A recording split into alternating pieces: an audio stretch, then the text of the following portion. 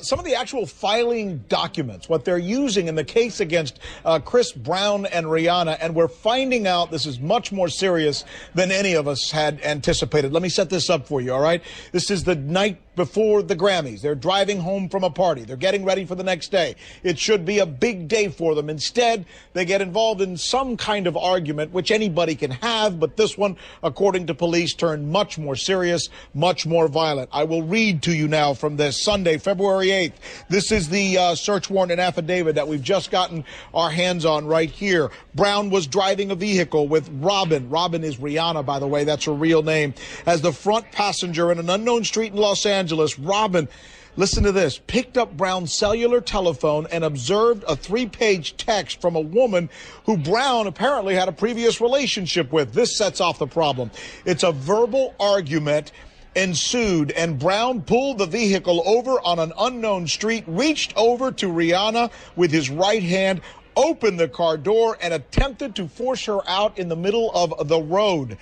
Brown was unable to force her out of the car because she was wearing a seatbelt. When he could not push her out of the car, he took his right hand and shoved her head against the passenger window of the vehicle, causing an approximate 1-inch raised circular contusion. So that was the first bruise that we've been reading about on her face. Then Robin turns to face Brown, and he punches her in the left thigh with his right hand. He then drives away in the vehicle and continues to punch her in the face repeatedly with his right hand while steering the vehicle with his left hand. This assault causes her mouth to fill with blood and blood to splatter all over her clothing and all over the interior of the vehicle. I read on.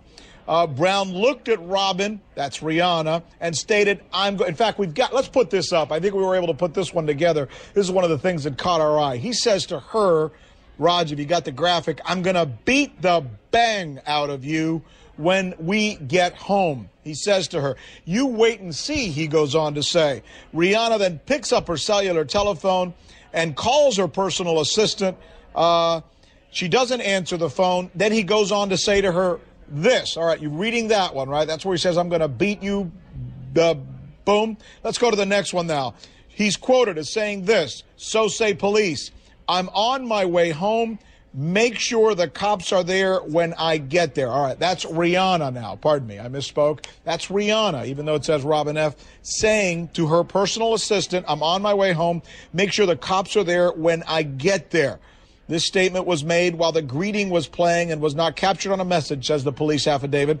Now, after Rihanna faked the call, Brown looked at her and stated, let's put this one up too. This goes right to the heart of the matter. You just did the stupidest thing ever, he says to her. Now I'm going to kill you. Now I'm going to kill you. Brown resumes punching her. She interlocks her fingers behind her head and brought her elbows forward to try and protect her face. She then bent over at the waist, placing her elbows and her face near her lap in an attempt to protect her face and head from the barrage of punches that are being levied upon her. This is the picture that we had not been showing you until now. The reason we had chosen not to show it is we were waiting for the police to actually file charges against him, making this now evidentiary material. It's actually a piece of evidence that's being used in this case. I'm going to continue. Brown continued driving, and he observed his cellular telephone sitting on his lap. She picked up the cellular phone with her left hand, and before she could make a call, it placed her on a headlock. He placed her in a headlock with his right hand and continued to drive the vehicle with his left hand.